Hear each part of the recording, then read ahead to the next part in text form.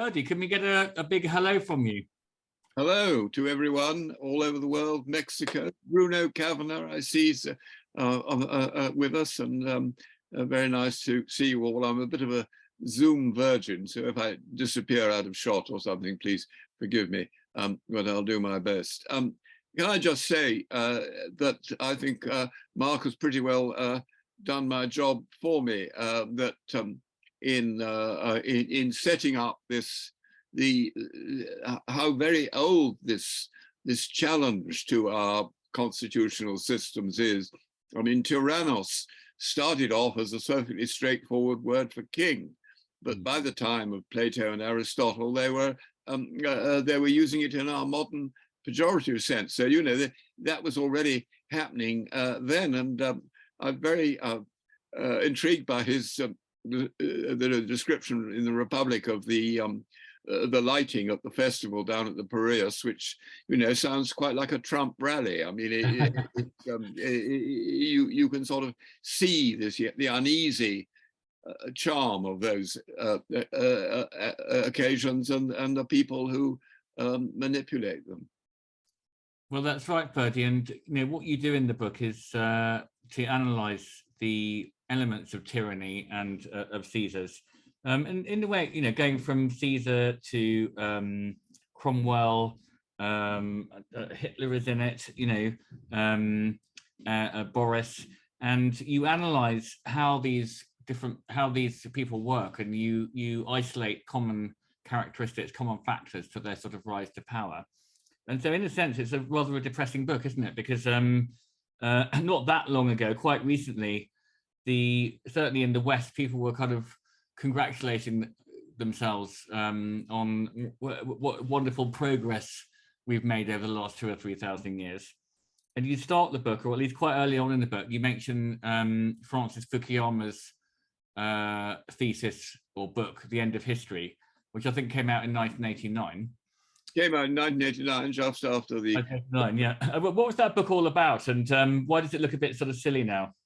Well, The End of History, he said, well, I quote the words, what we may be witnessing, not just the end of the Cold War or the passing of a particular period of post-war history, but the end of history as such. That is the end point of mankind's ideological evolution and the universalization of Western liberal democracy as the final form of human government. I mean, he wasn't the only person to say this, but it was all going to be beautiful, smooth, plain sailing from now on. Because there was no rival to liberal democracy. And of course, here we are 30 years on, and we see big Caesars and little Caesars popping up all over the place. Just as you think you squash them, back they come, and there are new ones coming along all the time. I mean, this fellow Javier Milei in Argentina, absolutely everything about the typical Caesar appeal. I break all the rules. I'm a new sort of fellow. I have a huge Elvis-style wig. I'm crazy, but I'm crazy in a wonderful way. And I'm abolishing. He's already abolished the Ministry of Education, the Ministry of the Environment, and pretty much the welfare state. This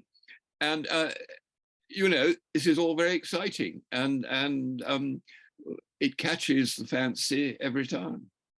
It's incredible, isn't it? And you identify the different elements of these Caesars, and Millet seemed to have it exactly. Now, what are they? I think one of them was that they're very good at employing the latest technology, and they pump their image around the kingdom or around the world. Yes, they're from the start, they've always been quickest onto the latest tech. The Emperor Augustus had his life story, Res Gesti Divi Augusti, what Mary Beard rudely calls What I Did. He had it engraved in brass and stone and stuck up on city walls all over the empire. So that there it was, a huge, great ad for the emperor, and Mussolini was so taken by it that he had it recarved all over again, and it's there in Rome to this day. But every time they're first on to the new thing, the printing press, the radio and TV, and of course social media. Trump says quite candidly, I wouldn't have got elected if it wasn't for social media, and he spent most of the time, even when he was president, not actually governing or reading boring old policy papers, but tweeting and retweeting, and just making sure that he was in contact with his fan base the whole time. And that is what they really concentrate on, Caesars. And of course, the fan base loves it because they are flattered and attended to.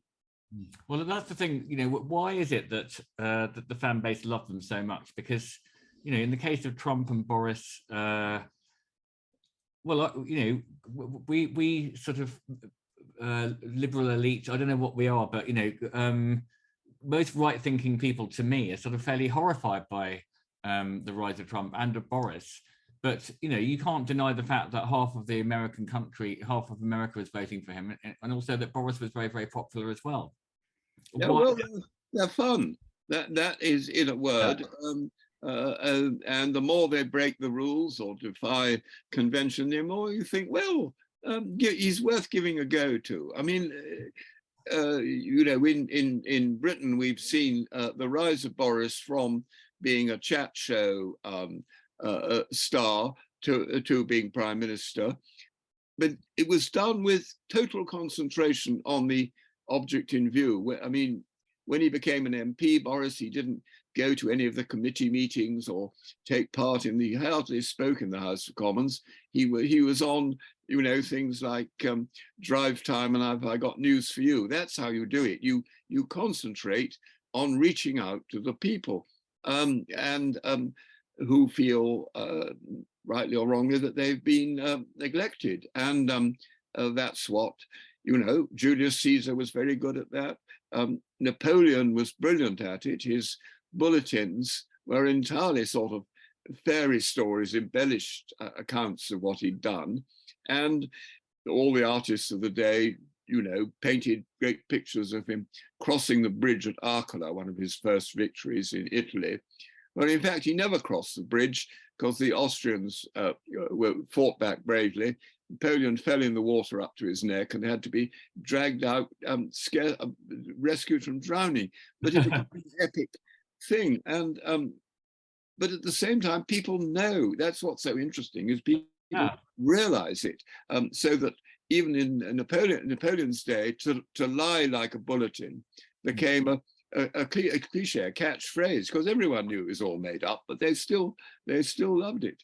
They still love it. I remember someone on the radio, a northerner, saying, "Oh, we like Boris because he's got balls. He's got a pair." People like this sort of apparent courage. And the law breaking you talk about, I mean, they all seem to have this sort of complete contempt for Parliament, including Cromwell. They think Parliament gets in the way of their vision. Yes, well, Parliament, I mean, it is the most extraordinary thing, which I think generations of the last, 100 years have thought, this is very odd, as they cross Parliament Square to go to the Houses of Commons, Houses of Parliament. What's the first thing you see? Statue of Oliver Cromwell with sword in hand and lion and Bible in one hand. He's the first thing in front of you.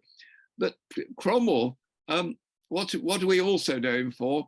For smashing up Parliament, get out, taking the mace and so on. And what's sometimes forgotten is that he didn't just do this once while he was protector. He did it half a dozen times. He went on doing it until a few months of his death. He would, any time the Parliament, because Parliaments often got elected who weren't full of roundheads, and he chucked them out over and over again. And it was an extraordinary thing that there should ever have been a statue put up to him. And that opens up the thought that there might be a statue of Boris Johnson in Parliament Square in 300 or 400 years, and everyone will have forgotten the stuff that we know about him? Well, I think to do that he would have had to win a war, which is obviously what he very much hoped to do in Ukraine, that he would be the savior of Ukraine, because you do need to have some kind of achievement to get the statue. But no, there'll be a statue somewhere, I'm sure. But he is and was very popular in Ukraine. And we had a Ukrainian who was working at the Idler. She said that, you know, there are streets named after Boris. Men started growing their hair longer because the hair was all about freedom. You know, we still have these sort of neat short haircuts, whereas Boris is free. Yeah. And he charmed the whole country. Yeah, he did. He did. I mean, in this country, he had the good fortune to be opposed by Jeremy Corbyn, so that, you know, if you had to choose between the two of them, well, you might just, holding your nose, vote for Boris. But no, he's very popular, and there's still even in the Daily Mail, which admittedly employs him. Stephen Glover last week said, what the country now is to bring back Boris. I mean, it's still, there are still people who think that that's a possibility. So it's and of course, Trump is completely has a kind of iron grip on his supporters. And after the midterm elections, which his Republicans didn't do too well, people said, "Oh, Trump's fading." Not a bit. Here he is back again. And he's going to be, if he gets in, we know what he's going to do, which is going to be what the would-be Caesar does when he's learnt the tricks of the trade. He will abolish effectively abolish the right of Congress to approve his secretaries of state and so on. So he will take control, and he will take control of the ministries and departments of state, and will try and you know, have total control over the treasury without the oversight of Congress. I mean, all this has been. He doesn't pretend that he's not going to do it. I mean, it won't be just a sort of repeat act. It will be a much more forceful thing if he gets back. Yeah. And do they actually? I mean, you've taken these various tyrants and Caesars and shown how they you know they follow a similar rule book or playbook. How do they know? I mean, is it some sort of instinct? Is Boris, you know, did Boris sit down and study how to be a little Caesar? Do you think? Is it something, you know, and this sort of they speak well. They speak in a sort of fun way, as you say. They seem to communicate directly to the, and they talk about the elites getting in the way, don't they? These sort of sort of in-betweeny people, the annoying bureaucrats, civil servants and stuff. But, you know, how does Boris know how to do this? Become a Caesar? I mean, I think like a management training book for them.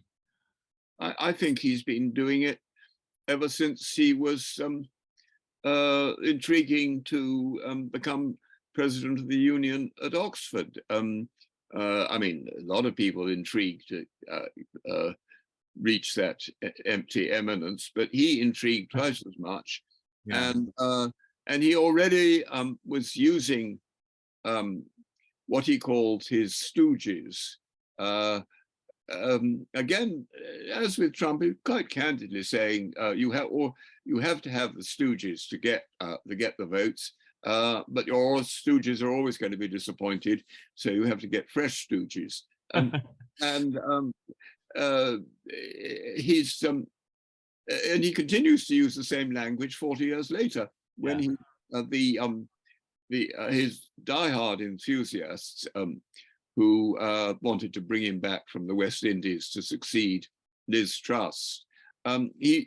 He was still referring to them as stooges too. I mean, so the thing is, it's very thought through Yeah. and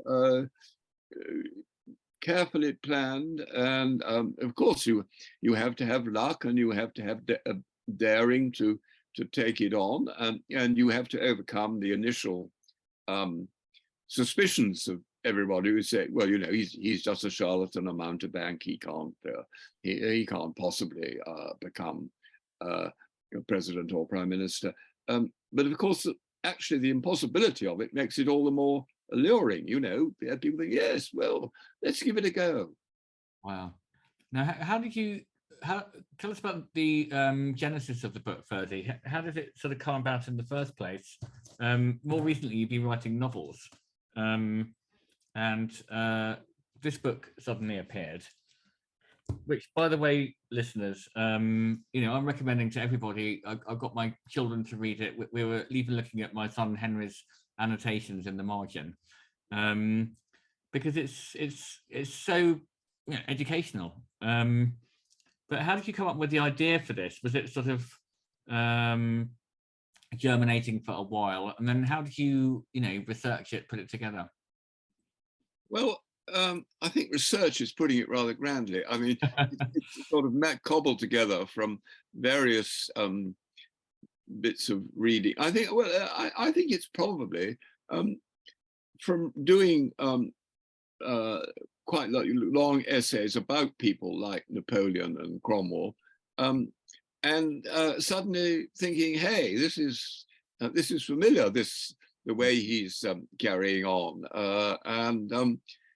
and of course there've been some wonderful descriptions of how they make it. I mean, the descriptions of how Julius Caesar sort of sets it up to cross the Rubicon and pretends that he's not going to, and then leads his followers across, and then breaks open the treasury and gets the money to pursue. All of this, you know, is beautifully described by the ancient chroniclers, and you come across the same when you're you know, you're reading about Napoleon or Cromwell, and then you see it in your morning papers when you know, for example, Trump can't get Congress to approve the money for his wall, so he simply passes an emergency edict saying those $1 billion I'm going to have for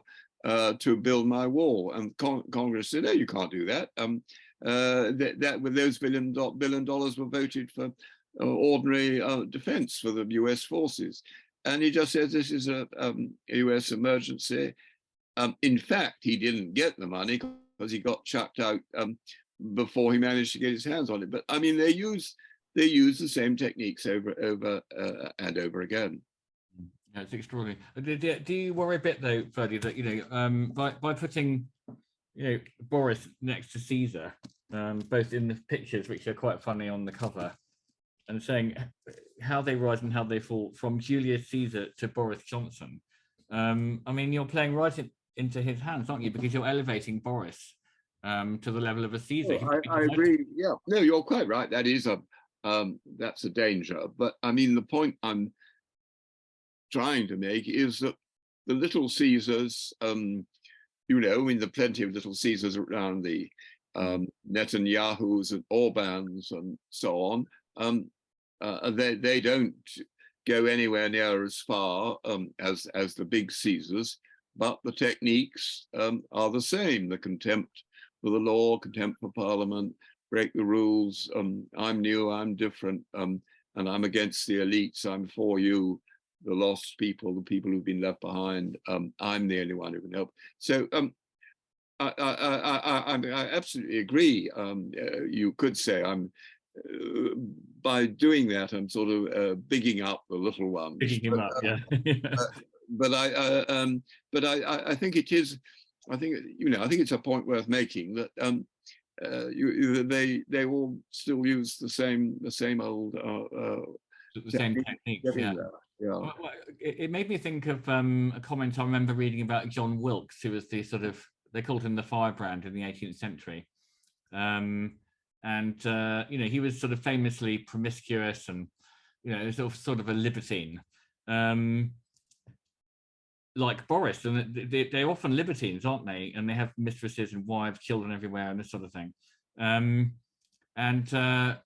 But a drayman in the street, I think a drayman with the people who delivered the beer, said about John Wilkes, well, I like him because he's free from cock to wig. Yes, well, exactly. He was very, very attractive, Wilkes. And of course, he was on the right side in saying you have the right to elect anyone you want to for Parliament, and you can't disqualify people just because you think they're rascals.